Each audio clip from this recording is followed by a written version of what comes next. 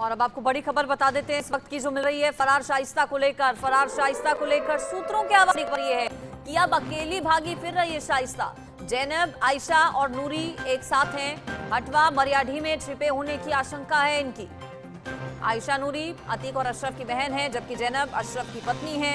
और बताया ये जा रहा है कि शाइस्ता इनसे अलग हो गई है। और ज्यादा जानकारी इस पर ले लेते हैं। मेरे साथ लखनऊ से अभिषेक जुड़ गए, हमारे संवाददाता। अभिषेक, और क्या पता चल पाया है? कब बताया पुलिस कह रही है कि अलग हुई हैं ये आपस में एक दूसरे से? कब तक साथ में थी? फिलहाल एक साथ कौन कौन है? शाइस्ता कहाँ हो सकती है? बिल्कुल, शाइस्ता को लेकर अभी कोई पिन पॉइंट लोकेशन सामने नहीं आया, लेकिन जिस तरह से अनुमान लगाया जा रहा है, सूत्रों के मुताबिक जो भी जानकारी मिल रही है, शाइस्ता के करीबियों से, अतीक अहमद परिवार से जुड़े हुए उन लोगों से जो उनके रिश्तेदार हैं या फिर उनके रिश्तेदारों के करीब हैं, उनको कुछ लोगों को डिटेन किया गया था एसटीएफ द्वारा। और गुप्त सूत्रों से पता चला कि कैसे शाइस्ता परवीन अपनी बहन, अपनी नंद और अपनी जेठानी से, दोनों से, यानी आयशा नूरी और जैनब से कैसे अलग हुई। और यह भी पता चल रहा है कि जिस दिन जनाजा था अतीक अहमद और अशरफ का, उसके बाद से ही कहीं ना कहीं अंदरूनी तौर पर जैनब इस बात के लिए शाइस्ता परवीन को कहीं ना कहीं दोषी ठहरा रही थी और अनबन की बातें भी निकलकर सामने आई थी कि ये सब हुआ। जैनब बार बार ये कहती नजर आ रही थी, जो जानकारी मिल रही है सूत्रों के हवाले से, कि शाइस्ता परवीन ने बढ़ावा दिया गैंग को, शाइस्ता परवीन ने जराइम की दुनिया को बढ़ावा दिया और नौबत यहाँ तक पहुँच गई कि आज दोनों भाइयों का जनाजा एक साथ उठ रहा है। इसके बाद से ही शाइस्ता परवीन इस बात से नाराज थी और इसके चलते वो जैनब के साथ नहीं रहना चाह रही थी। शुरुआती दौर में तीनों लोग साथ में थे, इस बात की तस्दीक एसटीएफ के सूत्रों ने की है। और उसके बाद से ही शाइस्ता परवीन ने जब अलग रास्ता लिया तो जैनब और आयशा नूरी एक साथ हो गए और दोनों एक गुप्त जगह पर एक साथ फरारी काटने लगे। यहाँ तक की बात सामने आई है कि आयशा नूरी और जैनब ने दूसरे वकीलों से बात की है, यानी शाइस्ता परवीन के लिए जो वकील बातचीत कर रहे थे सरेंडर एप्लीकेशन मूव कराने के लिए, उसके अलायदा कुछ और वकील हैं जिनसे आयशा नूरी के एप्लीकेशन जैनब के परिवार के लोगों के कहने पर मूव हुई। आपको बता दें कि जैनब के परिवार का जो बैकग्राउंड है वो आपराधिक रहा है। जैनब का एक भाई जो हिस्ट्री शीटर रहा है और लंबे समय तक अतीक अहमद गैंग में भी शामिल था, कई सारे अपराधों को भी उसने किया और कई सारे अपराधों में वो 120 भी का मुलजिम था।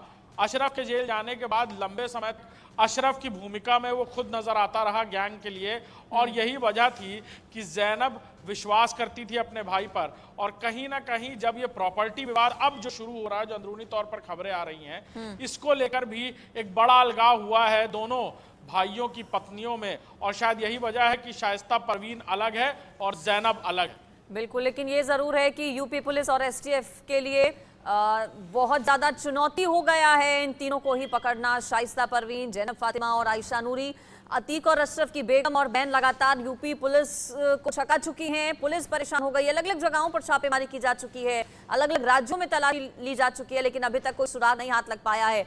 हटवा वो इलाका, मरियाढी वो इलाका जहां पर जानकारी थी अभिषेक कि जैनब हो सकती है, आयशा नूरी हो सकती है, क्या इन दो इलाकों में एक बार फिर से रेड करने के लिए पुलिस पहुंची? क्या फिर से पूछताछ वहां पर लोगों से हुई?